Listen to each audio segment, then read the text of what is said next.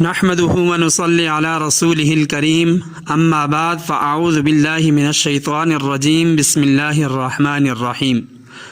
اولئک هم المؤمنون حقا۔ ناظرین مکرم، 7 ستمبر 1974 کو قومی اسمبلی نے تاریخ ساز آئینی ترمیم پاس کر کے قادیانیوں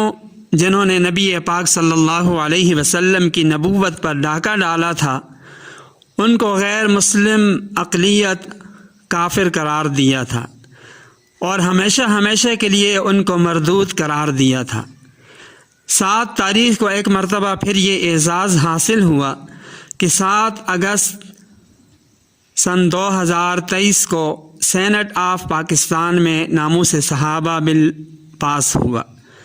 جس کے ذریعے انشاءاللہ صحابہ کرام اسلام کے نبی پاک صلی اللہ علیہ وسلم کے دشمنوں کو لگام ڈالی جائے گی۔ اب انشاءاللہ کوئی صحابہ کرام پر جو ہمارے ایمان کا لازمی حصہ ہیں،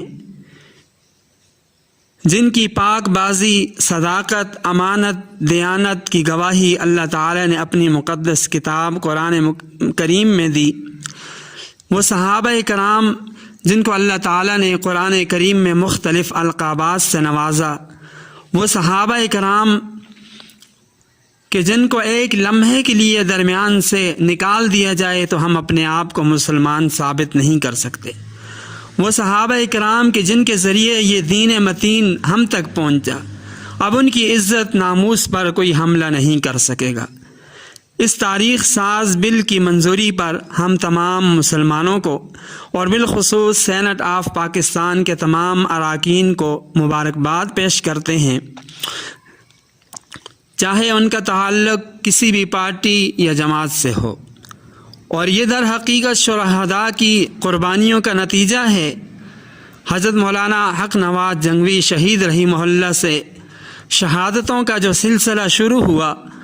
اور مفتی عبدالشکور شہید رحمہ اللہ تک، یہ شہداء کی قربانیوں کا نتیجہ ہے۔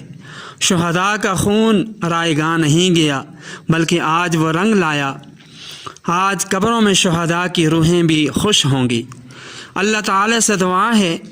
کہ اس بل کو اور اس قانون کو قائم دائم رکھیں تاکہ اس کے ذریعے صحابہ کرام کے تقدس کو، صحابہ کرام کے ناموس کو پامال کرنے والوں کو لگام ڈالی جا سکے اور انہیں نشان عبرت بنایا جا سکے۔